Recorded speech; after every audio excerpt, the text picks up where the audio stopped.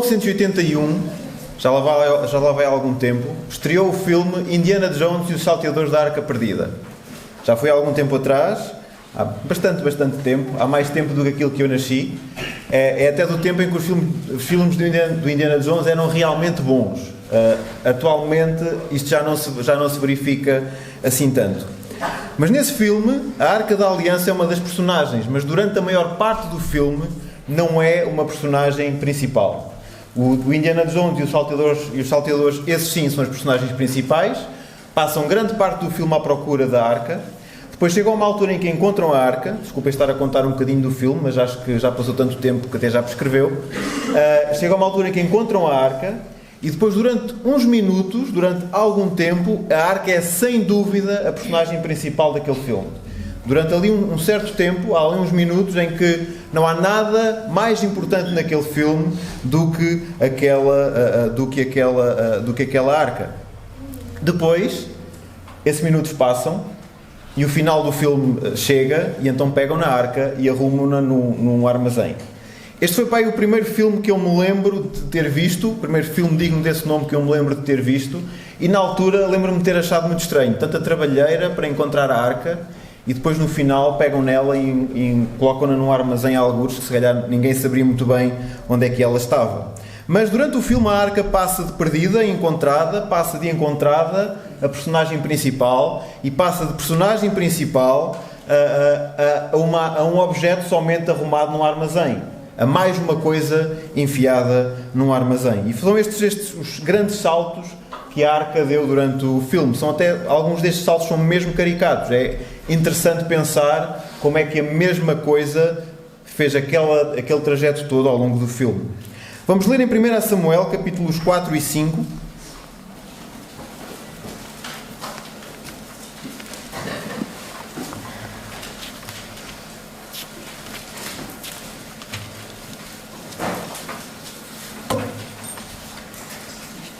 Então, 1 Samuel capítulo 4, começamos no versículo 1 e terminamos no versículo 12 do capítulo 5. Diz assim: Veio a palavra de Samuel a todo o Israel. Os filhos de Israel saíram à guerra contra os filisteus e se acamparam junto a Ebenezer, e os filhos se acamparam junto a Afec. Os filisteus se acamparam junto a Afec. Os filisteus se dispuseram em ordem de batalha para sair de encontro a Israel. Travada a peleja, Israel foi derrotado diante dos filisteus, que mataram no campo cerca de 4.000 homens. Tornando o povo ao acampamento, as autoridades de Israel disseram: Por que nos feriu o Senhor hoje diante dos filisteus? Tragamos de Siló a arca da aliança do Senhor, para que vá conosco e nos livre das mãos dos nossos inimigos. Assim o povo enviou homens a Siló e trouxeram de lá a arca da aliança do Senhor dos Exércitos, que se assenta entre os querubins.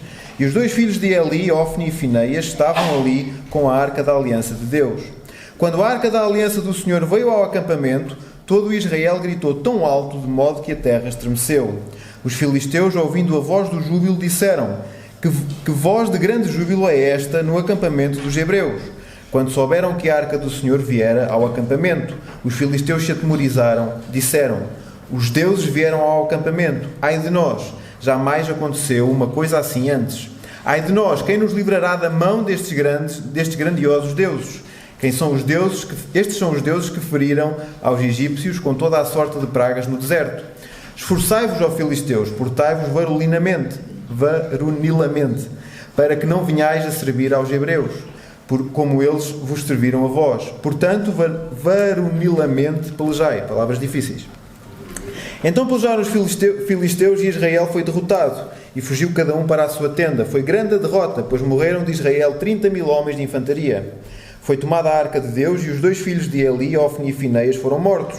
Então correu do campo da batalha um homem de Benjamim e chegou no mesmo dia a Siló, com as vestes rasgadas e terra sobre a cabeça.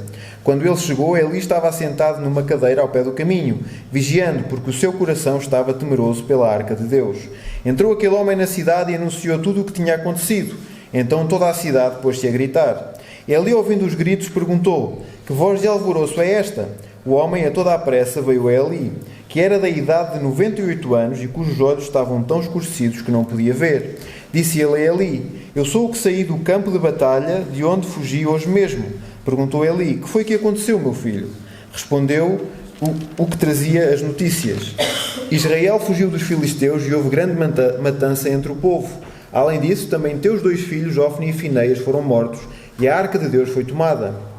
Fazendo ele menção da arca de Deus, Eli caiu da cadeira para trás, ao lado da porta, quebrou o pescoço e morreu, pois era homem velho e pesado. Havia ele liderado Israel durante 40 anos. Estando sua nora, a mulher de Finéias, grávida e próxima do parto, e ouvindo as novas de que a arca de Deus era tomada e de que seu sogro e seu marido eram mortos, encurvou-se e deu à luz, mas foi dominada pelas dores de parto. Na hora que ia morrendo, disseram as mulheres que estavam com ela: não temas, tiveste um filho. Ela, porém, não respondeu nem fez caso disso. Chamou ao menino Icabode, dizendo: foi-se a glória de Israel. Isso porque a arca de Deus fora tomada, e por causa de seu sogro e de seu marido. Disse ela: foi-se a glória de Israel, pois foi tomada a arca de Deus. Depois que os filisteus tomaram a arca de Deus, levaram-na de Ebenezer a Asdod. Então os filisteus carregaram a arca de Deus e a colocaram na casa de Dagon, perto da sua estátua. Levantando-se, porém, de madrugada, os habitantes de Asdod, no dia seguinte, lá estava Dagon, caído, com o rosto em terra, diante da arca do Senhor. Pegaram Dagon e tornaram a pô-lo no seu lugar. No dia seguinte, levantando-se de madrugada, Dagon estava caído, com o rosto em terra, diante da arca do Senhor. A cabeça de Dagon e ambas as suas mãos estavam cortadas sobre o limiar. Somente o tronco ficara a Dagon. Pelo que os sacerdotes de Dagon e todos os que entram em seu templo, que está em Asdod, não pisam a soleira até o dia de hoje. A mão do Senhor, porém, pesou sobre os de Asdod e os assolou, e os feriu com tumores, a Asdod e ao seu território. Vendo os homens de Asdod que assim era, disseram: não fique conosco a arca do Deus de Israel, porque a sua mão é pesada sobre nós e sobre Dagon, nosso Deus. Assim enviaram mensageiros, congregaram a si todos os líderes dos filisteus e perguntaram: que faremos acerca da arca do Deus de Israel? Responderam: seja levada para Gate. E levaram para lá a arca do Deus de Israel.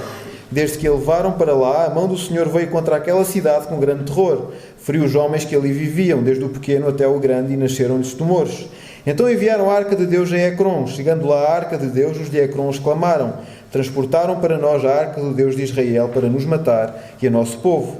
Então enviaram mensageiros, congregaram a todos os líderes dos filisteus e disseram: enviai daqui a arca do Deus de Israel, volte ela para o seu lugar, para que não nos mate nem a nosso povo. Pois havia terror de morte em toda a cidade, e a mão de Deus muito se agravara sobre ela. Os homens que não morriam eram feridos com tumores, e o clamor da cidade subiu até ao céu. Então temos aqui uma história que também dava um filme. Não é propriamente um argumento muito semelhante ao Indiana Jones e Salteadores da Arca Perdida, mas também encontramos coisas nesta história que facilmente dariam um filme interessante. Vemos muitas personagens, vemos filisteus, israelitas, vemos um sumo sacerdote, vemos os filhos desse sumo sacerdote, vemos a nora do sumo sacerdote, vemos um mensageiro, vemos um deus filisteu, vemos vários cidadãos filisteus em diversas localidades dos filisteus, vemos tudo isso. E temos também a Arca da Aliança. Mas contrariamente ao que acontece no filme do Indiana Jones, a arca não termina fechada no armazém. A arca, nesta história, anda um pouco de um lado para o outro, mas não termina fechada num armazém. No capítulo 5, se calhar, vemos que os filisteus iriam gostar que ela estivesse fechada no armazém, mas não é isso que a história nos conta. Vemos também que a arca é a personagem principal desta história durante até bastante tempo. Todo o capítulo 5 é em torno da arca e grande parte do capítulo 4 é também em torno da arca. Portanto, a arca assume um claro papel principal durante muito tempo. É interessante também, nestes dois capítulos, que o nome de Samuel só é referido logo no início, no versículo 1 do capítulo 4. Não se volta a falar do nome de Samuel até, creio eu, o capítulo 7, mais ou menos. Portanto, há aqui se calhar um desvio da história em relação àquilo que foi o Samuel estabelecer-se, e depois já há aqui este parênteses onde se fala de outras coisas, até se voltar a falar de novo sobre Samuel. E então a Arca da Aliança, aquilo que ela significava, podemos encontrar isto no capítulo 25 do livro de Êxodo. A Arca da Aliança é algo que Deus mandou criar para ser o símbolo da presença de Deus no meio do povo. A Arca da Aliança estava dentro do tabernáculo, também uma construção que Deus mandou fazer para significar a presença de Deus no meio do povo. E se nós fôssemos lá a Êxodo, é interessante que Deus começa por dar instruções de como é que deveria ser a arca. Portanto, Deus constrói todo o tabernáculo, começando na arca, na coisa mais pequena, e depois indo aí para fora, até termos o tabernáculo todo completo. Hoje em dia, quando construímos uma casa, começamos ao contrário. Fazemos primeiro as paredes de fora e depois é que fazemos os acabamentos. E parece que nos queixamos que os 20% finais dos acabamentos demoram 80% do tempo. Para Deus, Deus fez a coisa ao contrário. Deus construiu primeiro a arca, primeiro aquilo que era o mais significativo da presença de Deus, e depois continuou a construir à volta. Êxodo 25 é muito interessante nesse sentido, porque Deus tem muitos detalhes sobre muitas coisas. Então a arca dentro do tabernáculo era colocada numa secção específica, o Santo dos Santos, ou o Lugar Santíssimo, onde o sacerdote só poderia entrar uma vez por ano e mediante certas condições. Apresentar-se perante Deus para qualquer pessoa, para quem quer que fosse, chegar ao tabernáculo, era humilhar-se perante Deus, era oferecer sacrifícios. Não era de qualquer forma que qualquer pessoa se poderia chegar ao tabernáculo e chegar-se perante a arca do Senhor. O sacerdote tinha que estar claramente, tinha que ter cumprido tudo aquilo que era necessário em termos de sacrifícios para se poder apresentar perante Deus, que é santo acima de todas as coisas. Se houvesse qualquer semelhança de pecado no sacerdote quando ele entrasse naquele lugar ao pé da arca, ele morreria. Então é interessante que é este o significado da arca. A presença de Deus no meio, a presença de Deus no meio do povo. Era o símbolo mais importante que o povo de Israel tinha, porque era mesmo isto, era o símbolo da presença de Deus no meio do povo.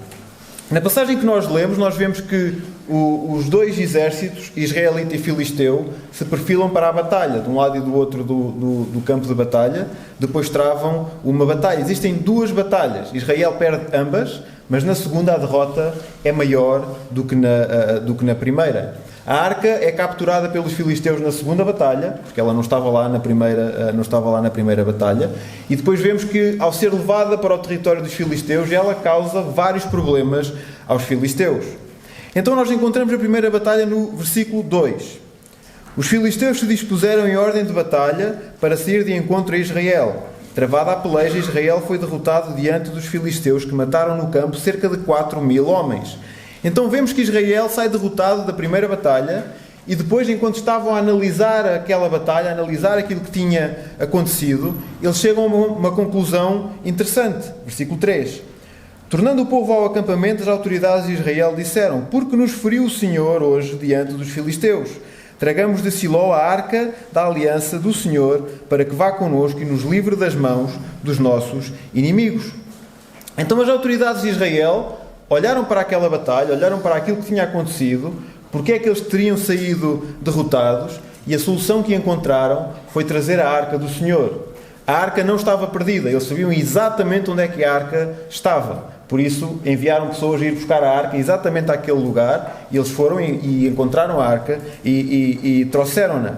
Fica bem claro que a arca nunca esteve perdida. Mas a mera presença da arca não lhes deu vitória na segunda batalha. Porquê? Porque é que mesmo com a arca da aliança entre eles não obtiveram vitória. Eles perderam a segunda batalha, e de uma forma ainda mais escandalosa, se calhar, do que na primeira batalha. Eu penso que a resposta está algures entre a arrogância e a idolatria por parte do povo. Por isso é que eles perderam a primeira, e por isso é que eles também perderam a segunda batalha. E nós vemos, se calhar, isto um bocadinho na pergunta que aparece aqui no versículo 3. Porque nos feriu o Senhor hoje de diante dos filisteus? Parece que estão a pedir, de alguma forma, satisfações a Deus.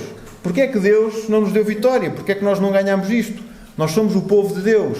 Porquê é que somente o chegar a uma batalha não é suficiente para nós sairmos de lá, como vencedores? Mas, de facto, na passagem toda, não só na preparação da primeira como da segunda batalha, como em todo o resto, nós não vemos nunca o povo de Deus a voltar-se para Deus. Nós não encontramos nunca o povo de Deus a buscar a Deus. Encontramos o povo de Deus a buscar a arca, mas não encontramos o povo de Deus a buscar a Deus. Então eles vão buscar a arca do Senhor, mas não buscaram o Senhor. Eles buscam a arca do Senhor dos Exércitos, mas eles vão na mesma para a batalha sem o Senhor dos Exércitos. Versículos 4 e 5. Assim o povo enviou homens a Siló e trouxeram de lá a arca da aliança do Senhor dos Exércitos, que se assenta entre os querubins. E os 2 filhos de Eli, Ofni e Fineias, estavam ali com a arca da aliança de Deus. Quando a arca da aliança do Senhor veio ao acampamento, todo Israel gritou tão alto, de modo que a terra estremeceu. Então o povo parece que adora a arca, mas não adora o Deus da arca. O povo olha para a arca e vê que aquilo era o que eles precisavam para ganhar aquela batalha. Mas nunca nesta passagem, na passagem toda que nós lemos, nós vemos o povo a humilhar-se e a buscar Deus. Eles procuram a arca, eles adoram a arca de Deus, mas esquecem-se de adorar o Deus da arca. Eles lembraram-se da arca e lembraram-se que se calhar era aquilo que eles precisavam para ganhar aquela batalha, mas nunca se lembram de Deus. E a questão com as coisas que nós nos lembramos ou com as coisas que nós nos esquecemos é que nós só nos lembramos daquilo que é realmente importante e esquecemos daquilo que não tem tanta importância assim. Eu não sei como é que vocês são no vosso dia-a-dia, mas nós quando saímos de casa há sempre algo que eu me esqueço. Quando nós saímos de casa para ir a algum sítio, há sempre alguma coisa que eu me esqueço. Tipicamente, eu esqueço-me da cadeira da Ana, a cadeira de refeição da Ana, portanto, ela é pequenita, não chega à mesa, então nós temos aquelas cadeiras que dão um bocadinho de altura.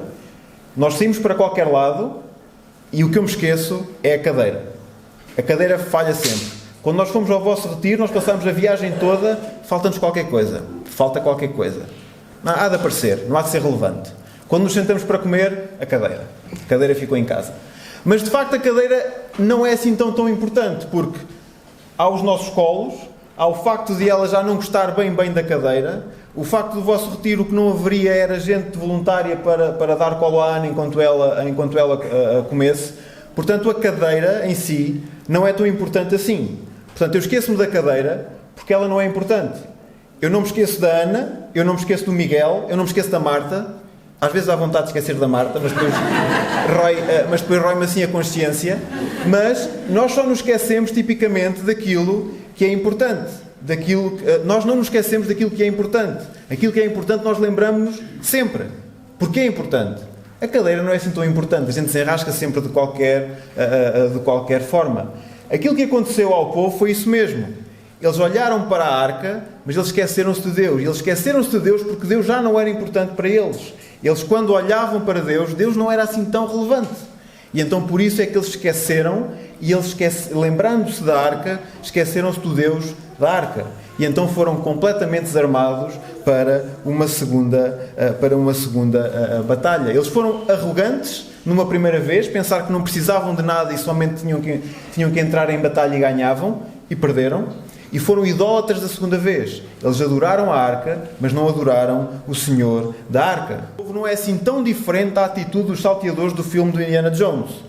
No filme do Indiana Jones, os salteadores eram nazis. Eles procuravam encontrar a arca para que o poder da arca pudesse mudar o rumo da guerra, a Segunda Guerra Mundial. Então eles queriam o poder da arca para ganhar aquela batalha. Eles queriam usar a arca como arma. E aqui o objetivo do povo de Israel foi mais ou menos o mesmo. Eles queriam trazer a arca porque a arca iria dar-lhes vitória, porque a arca seria uma arma. Somente o poder da arca seria suficiente. Mas na verdade não era suficiente. Por arrogância e por idolatria, eles perderam 2 batalhas. Não de outra forma. Eles perderam-nas por arrogância e por idolatria. Porque olharam para algo que significa para a presença de Deus, mas não olharam para Deus. Não viram isso dessa forma. Ainda assim, os filisteus assustam-se, e muito, quando a arca chegou. Versículos 6 até 8. Os filisteus, ouvindo a voz do júbilo, disseram: que voz de grande júbilo é esta no acampamento dos hebreus? Quando souberam que a arca do Senhor viera ao acampamento, os filisteus se atemorizaram. Disseram: os deuses vieram ao acampamento. Ai de nós! Jamais aconteceu uma coisa assim antes. Ai de nós! quem nos livrará da mão destes grandiosos deuses? Estes são os deuses que feriram aos egípcios com toda a sorte de pragas no deserto. Os dois acampamentos não poderiam estar assim tão longe, porque os filisteus ouviram os israelitas em júbilo quando receberam a arca. Mas, independentemente da distância, é engraçado nós percebermos que os filisteus sabiam melhor aquilo que Deus tinha feito, lembravam-se melhor daquilo que Deus tinha feito, quando operou um grande livramento do povo, retirando do Egito, do que propriamente os israelitas. Em momento nenhum, nós vemos os israelitas a voltarem-se para Deus e muito menos lembrarem-se daquilo que Deus já tinha feito por eles. Mas os filisteus tiveram medo, tiveram mesmo muito medo, porque viram que o motivo daquele júbilo era que Deus estava com o povo de Israel. Também estavam a ler a coisa de uma forma errada. Claramente Deus não estava ali no meio do povo de Israel. Os filisteus tiveram medo por causa disso. Apesar disso, no versículo 9, eles conseguem encontrar coragem para enfrentar a batalha. Esforçai-vos, ó filisteus, portai-vos varonilamente, para que não venhais a servir aos hebreus, como eles serviram a vós. Portai-vos varonilmente e pelejai. Esta palavra é muito difícil. Eles lá conseguiram encontrar coragem para ir enfrentar o povo de Israel em batalha. Lá ganharam coragem e foram em frente.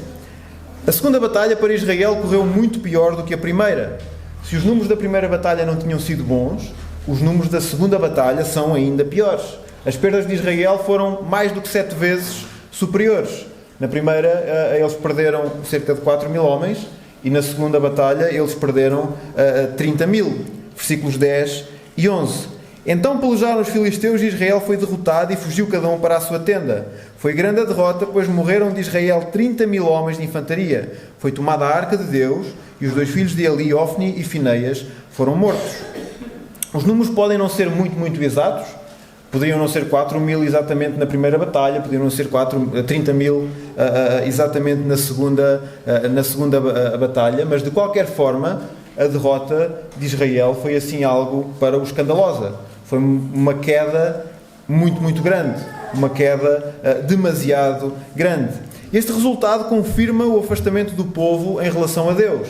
A arca está sem dúvida mais perto, mas o povo nem por isso está mais perto de Deus. E a culpa aqui nunca é de Deus. A culpa da distância entre alguém e Deus nunca é de Deus. Então o povo continuava longe de Deus. Trazer a arca para mais perto foi claramente uma forma de idolatria, uma espécie de amuleto que os israelitas quiseram trazer para mais perto, para que isso pudesse de alguma forma dar sorte, para que isso pudesse de alguma forma mudar o rumo daquela batalha. Isto também mostra que o povo tinha de certa forma as prioridades trocadas. Deus não era uma prioridade e então por isso eles não procuraram Deus em primeiro lugar. Porque se eles tivessem procurado Deus em primeiro lugar, se eles tivessem as prioridades afinadas, as prioridades certas, nos sítios certos, eles teriam procurado Deus em vez de irem buscar uma arca para que a arca lhes desse sorte. Como eles tinham as prioridades trocadas, eles sofreram uma pesadíssima derrota e foram derrotados pela segunda vez pelos filisteus. Desta segunda batalha resulta a perda da arca, e foi aquilo que alguns na passagem referem como a perda da glória de Israel. A parte do texto que se segue, portanto, desde aqui até ao final do capítulo 4, o texto é mais pesado, claramente há muito maior tristeza, claramente o texto chega a ser quase deprimente por aquilo que nós conseguimos, por aquilo que nós lemos. Nós lemos de um homem que se levanta do campo de batalha e vai a correr até Siló para contar as novidades aos outros. Portanto, alguém que assistiu em primeira mão àquela batalha, levantou-se, foi a correr, foi contar as novidades daquilo que tinha acontecido, e quando ele entrega aquela mensagem, aquilo foi más notícias para todos, e más notícias para todos exatamente ao mesmo tempo.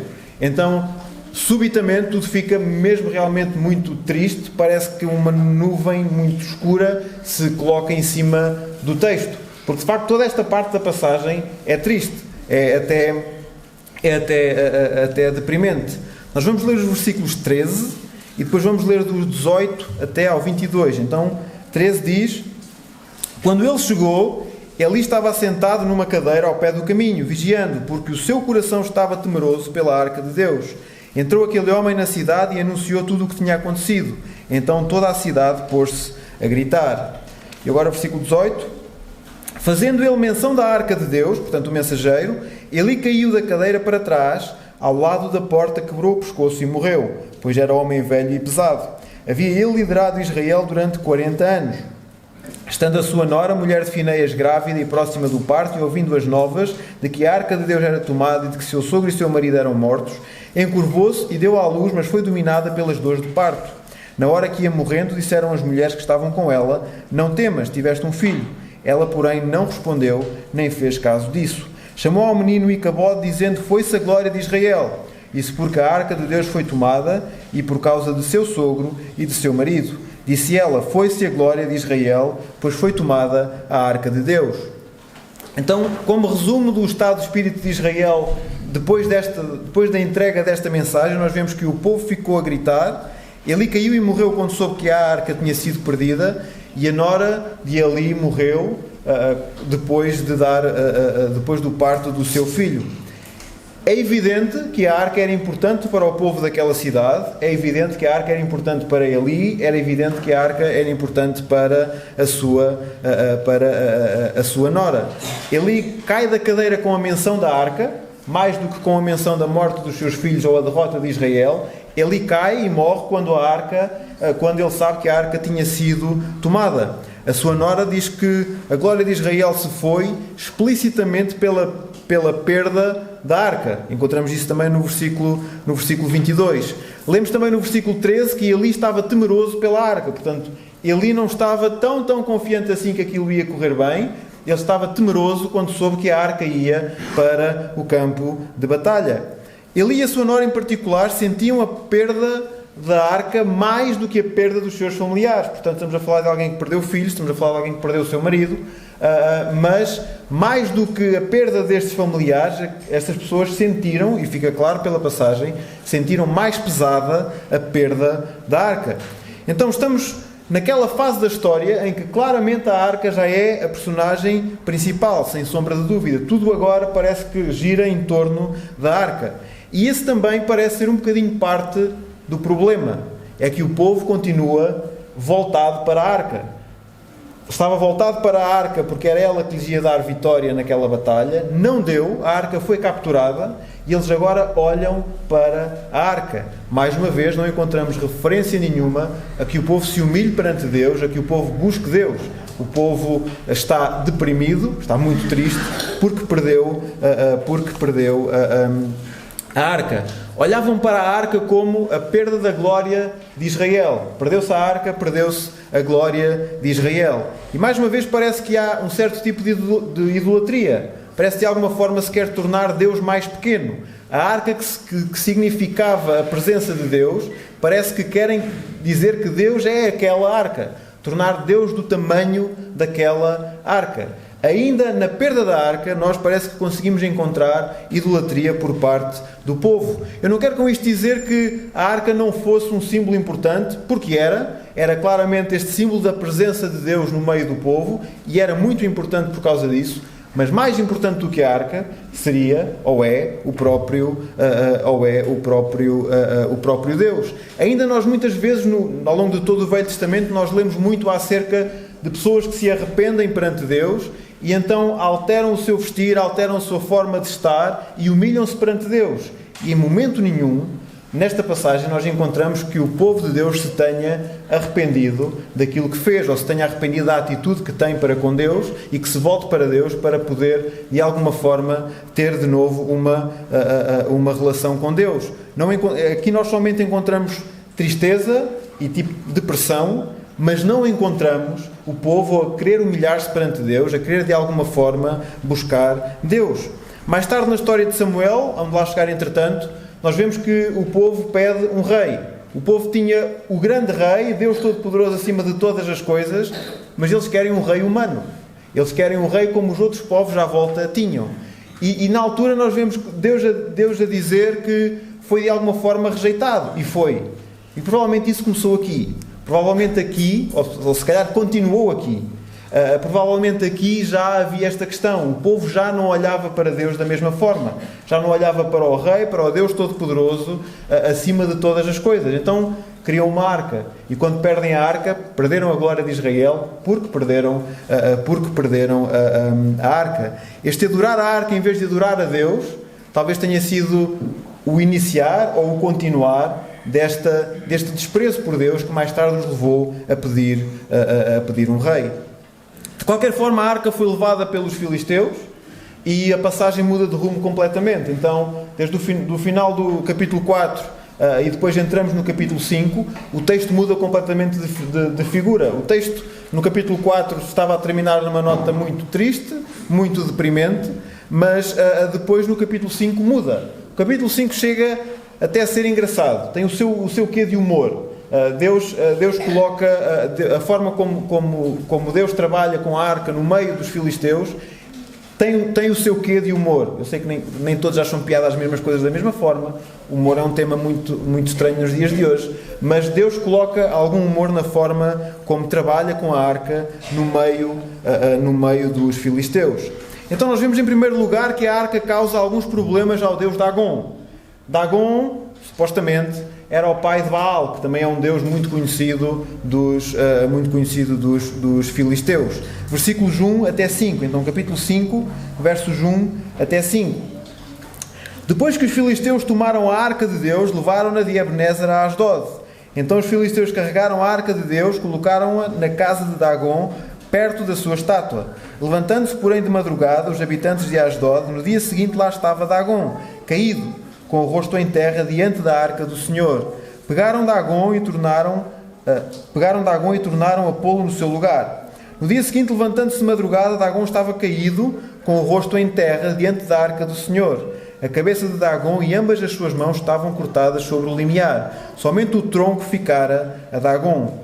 Pelo que os sacerdotes de Dagon e todos os que entram no seu templo, que está em Asdod, não pisam na soleira até ao dia de hoje. Então parece que Deus andou de certa forma a brincar com Dagon. No primeiro dia, Dagon aparece deitado, prostrado perante a arca. Isto tem um significado claramente muito forte. Tem o significado de querer dizer que Dagon estava a humilhar-se, e a ser forçado a humilhar-se, porque é uma estátua, perante a arca do Senhor, perante a arca do Deus de Israel. No segundo dia, a humilhação de Dagon foi maior. Ele não só estava prostrado, como tinha a sua cabeça cortada e tinha as suas mãos cortadas. Parece que depois daquilo que viram no primeiro dia, os filisteus não viram correlação nenhuma entre o facto de terem lá colocado a arca e no dia seguinte a estátua estar no chão. Entraram, olharam para aquilo, tudo normal, vamos voltar a pôr a estátua no sítio. No segundo dia, a estátua está no chão. Mais uma vez não veem que a arca estar ali causa alguma estranheza, que seja responsável por alguma coisa. E eles veem que Dagon está de novo no chão, mas desta vez tem a cabeça cortada e tem as mãos cortadas. A minha tradução refere cortadas sobre o limiar. O que é que eles retiram disto? Eles estabelecem uma regra que diz que não se pode pisar os limiares, ou não se pode pisar as soleiras. Portanto, não há ali de forma nenhuma, eles não pensam que o facto da arca estar ali tem alguma coisa a ver com o resto. É só uma coincidência. A gente colocou a arca aqui e 2 dias seguidos a estátua do nosso Deus esbardalha-se toda no meio do chão, mas isso não é relevante. Isso não é interessante. Então vamos aqui criar uma regra. Então, como a estátua está cortada nas suas mãos e na sua cabeça pelo limiar, nós vamos deixar de pisar o limiar. Então deixamos de pisar o limiar, fica tudo bem. Fica tudo impecável. É assim um bocadinho estranho. É um bocadinho estranho não verem que aquela arca que está ali pode ter alguma coisa a ver com o resto. Mas pronto, eles lá sabem da sua vida.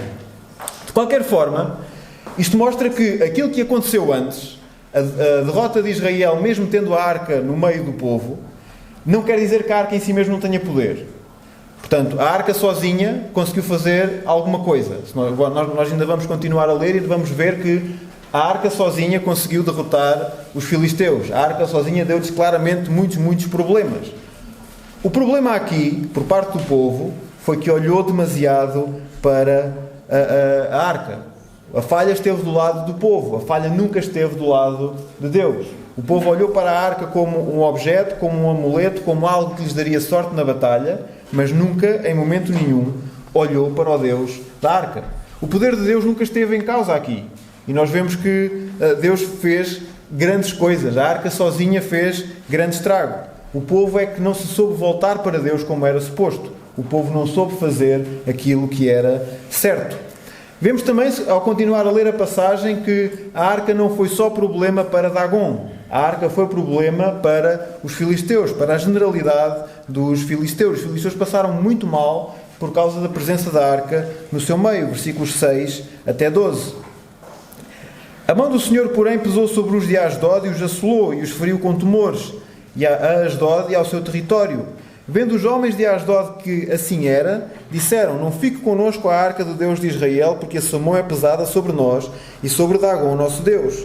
Assim enviaram mensageiros, congregaram a si todos os líderes dos filisteus e perguntaram: que faremos da arca do Deus de Israel? Responderam: seja levada para Gate. E levaram para lá a arca do Deus de Israel. Desde que a levaram para lá, a mão do Senhor veio contra aquela cidade com grande terror. Feriu os homens que ali viviam, desde o pequeno até ao grande, e nasceram-lhes tumores. Então enviaram a arca de Deus a Ecrom. Chegando lá a arca de Deus, os de Ecrom exclamaram: transportaram para nós a arca do Deus de Israel, para nos matar e a nosso povo. Então enviaram mensageiros, congregaram a todos os líderes dos filisteus e disseram: enviai daqui a arca do Deus de Israel. Volte ela para o seu lugar, para que não nos mate nem a nosso povo. Pois havia terror de morte em toda a cidade, e a mão de Deus muito se agravara sobre ela. Os homens que não morriam eram feridos com tumores, e o clamor da cidade subiu até ao céu. Então, além do que aconteceu a Dagon, os habitantes de Asdod, a cidade onde estava a arca, sofreram muito por causa da arca. E então, o que aconteceu foi que eles começaram a perceber que, se calhar, a presença da arca tinha alguma coisa a ver com tudo aquilo que lhe estava a acontecer. No filme do Indiana Jones, no momento em que a arca é aberta, nos tais minutos em que a arca é claramente a personagem principal daquele filme, nós vemos que o que acontece aos salteadores é que eles derretem. Eu acho que a melhor expressão para aquilo que lhes acontece é que eles derretem. Eles acabam por morrer porque ao abrir a arca espalha-se um pó no ar e eles derretem e acabam por morrer assim. É um bocadinho aquilo que acontece com os filisteus, se calhar não de uma forma tão cinematográfica, mas é aquilo que lhes acontece. A arca, estando no meio deles, mesmo não sendo aberta, causa-lhes grandes tumores, causa-lhes grandes problemas de saúde. Ainda é engraçada a forma como eles andam a passar a arca de localidade em localidade. Uma espécie de passar a batata quente uns aos outros, e parece que quando elas chegavam a uma cidade já sabiam o que é que lá vinha, porque as más notícias viajam mesmo muito depressa, e então parece que eles andam entre eles a passar a arca de localidade para localidade, e quando ela chega a um determinado sítio já todos sabem: pronto, agora é a nossa vez, vamos todos morrer, vai-nos acontecer grande desgraça. E a arca sozinha, somente a passar de um lado para o outro, somente a passar do ponto A para o ponto B para o ponto C, é suficiente para provocar a derrota dos filisteus. A situação fica tão delicada que eles vêm-se obrigados a devolver a arca a Israel. Verdadeiramente Deus tem todo o poder acima de todas as coisas. Deus não está em falha em ponto nenhum nesta passagem, em momento nenhum na história. O falhanço está do lado do povo. O povo não soube olhar para Deus como devia. O povo não soube voltar-se para Deus, e mesmo quando perdeu, não se soube arrepender. Tanto que a arca sozinha, no meio dos filisteus, provoca-lhes uma grande derrota aos filisteus. Então, a jeito de resumo e conclusão, nós vimos 1 Samuel 4 e 5, e nesta passagem vemos um bocadinho da história da Arca da Aliança. É uma história que tem coisas parecidas com Indiana Jones e os Saltadores da Arca Perdida. Eu espero não ter contado demasiado do filme. Eu ontem apercebi-me que a Marta ainda não viu esse filme, portanto há qualquer coisa que nós temos que resolver lá em casa. Paralelismos entre a história dos salteadores, da história do filme, e a história que nós lemos aqui, aqui hoje. Mas há também diferenças. A arca não acaba fechada no armazém. A arca tem mais tempo de personagem principal do que tem no filme. Mas mais do que a história da arca e aquilo que acontece com a arca, nós vemos uma atitude muito errada por parte do povo. Nós vimos que o povo de Israel foi arrogante e foi idólatra. Foi para a primeira batalha e perdeu, porque não se voltaram para Deus antes de ir para aquela batalha. E então perderam. Perderam por causa disso. Perderam porque não souberam o seu lugar. Não souberam que, apesar de serem o povo de Deus, têm que ter temor a Deus. E então deram um passo em frente e foram para aquela batalha e perderam. Depois olharam e lembraram-se: isto resolve-se com a arca. Então vamos pegar na arca, vamos trazê-la para o meio da batalha. E perderam uma segunda batalha de uma forma ainda pior do que a primeira. A derrota da segunda vez foi muito maior do que aquilo que foi a primeira derrota. Eles choraram a perda da arca, eles ficaram muito tristes com a perda da arca, mas nem assim eles se voltaram para Deus. Parece que não houve temor a Deus em ponto nenhum desta história por parte do povo de Israel. Aqui há uns tempos eu estava a ouvir um podcast em que entrevistavam alguém sobre o estado atual da América.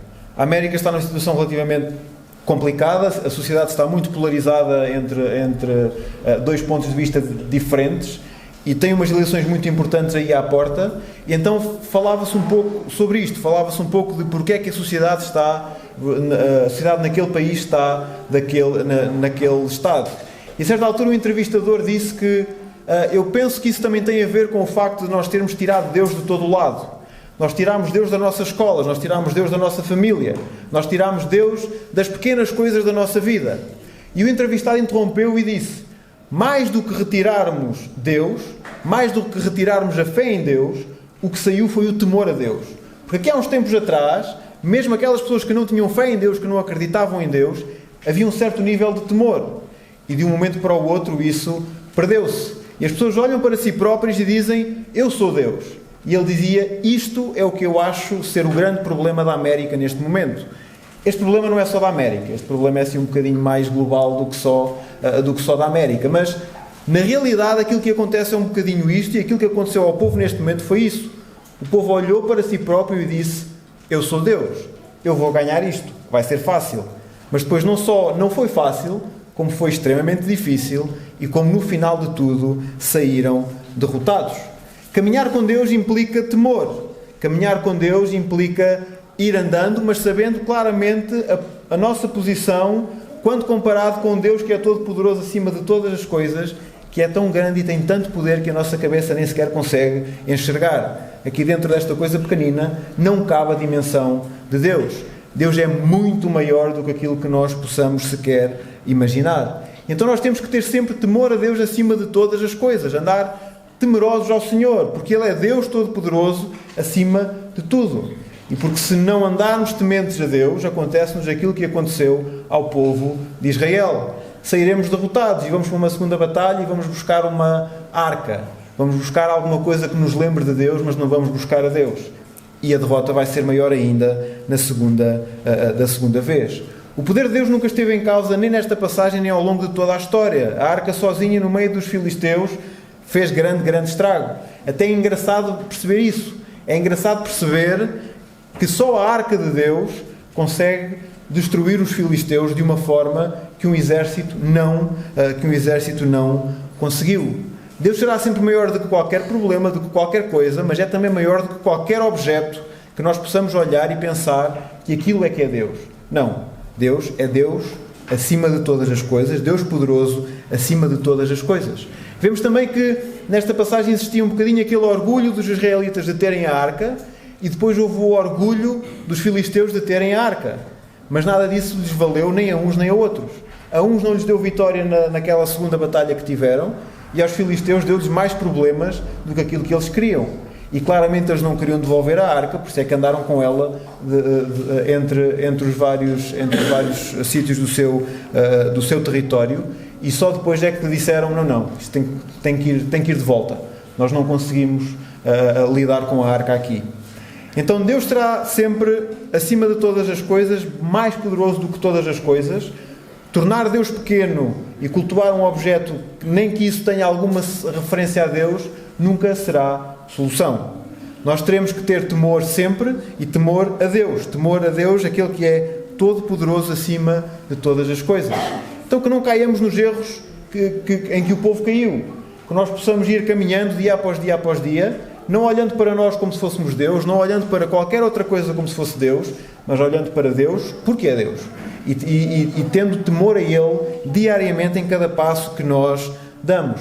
Temor e humildade quando vamos caminhando de acordo com aquilo que Deus quer para nós e de acordo com a indicação de Deus para as nossas vidas. Deus nunca poderá ser um troféu para nós. Nunca poderemos ter algo que signifique que é Deus, que foi aquilo que o povo quis com a arca, e os filisteus quiseram com a arca, e Deus nunca será isso para nós. Nós nunca vamos poder tornar Deus pequeno ao ponto de Ele caber num objeto. Então que sejamos temerosos a Ele e que sigamos com Ele sempre, em temor a Ele e em humildade para com Ele. Que o Senhor nos abençoe e a sua palavra.